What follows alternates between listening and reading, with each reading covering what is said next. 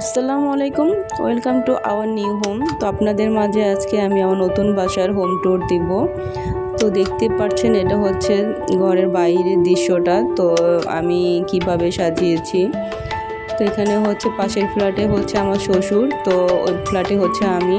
তো আমি সুন্দর করে একটু ডেকোরেশন করেছি। বাইরে সৌন্দর্যটা আমার কাছে মনে হয় বেটার। বাইরে সৌন্দর্য থাকলে ঘর অবশ্যই সুন্দর লাগবে।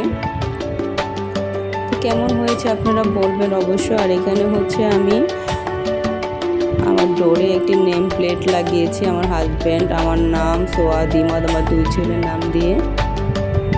তো এই তো আলহামদুলিল্লাহ আমি যতটুকু সামর্থ্য ছিল, তো সামর্থ্য অনুযায়ী আমি সুন্দর করে একটু গুছিয়ে চেষ্টা করেছি। তো এটা হচ্ছে আমার ড্রয়িং রুম বললেও চলে, আবার বেডরুম বললেও চলে, যেহেতু আমাদের ফ্ল্যাটটা খুবই ছোট।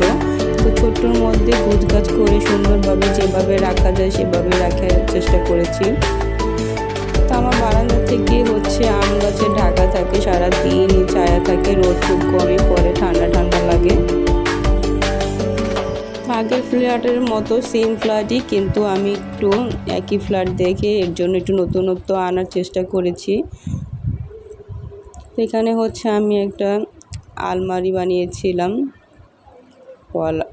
ওয়াল ক্যাবিনেট আর কি।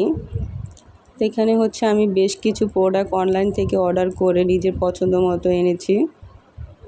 তো এখানে হচ্ছে যে ওয়াল স্টিকারটা দেখতে পাচ্ছেন, অনলাইন থেকে অর্ডার করে লাগানো হয়েছে আমার।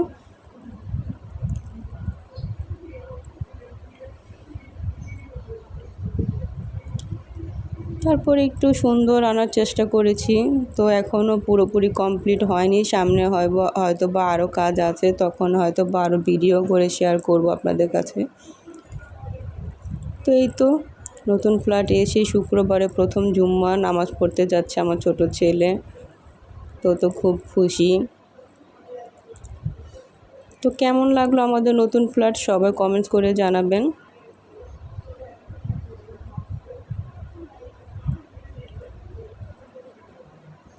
বারান্দাও আরও গাছ লাগাবো, সেটাও আরও বাকি আছে, আস্তে আস্তে লাগানোর চেষ্টা করব। তো যতটুকু পেরেছি ততটুকু ভিডিও আপনাদের মাঝে শেয়ার করলাম। সামনে পুরোপুরি কমপ্লিট হলে আরও শেয়ার করব।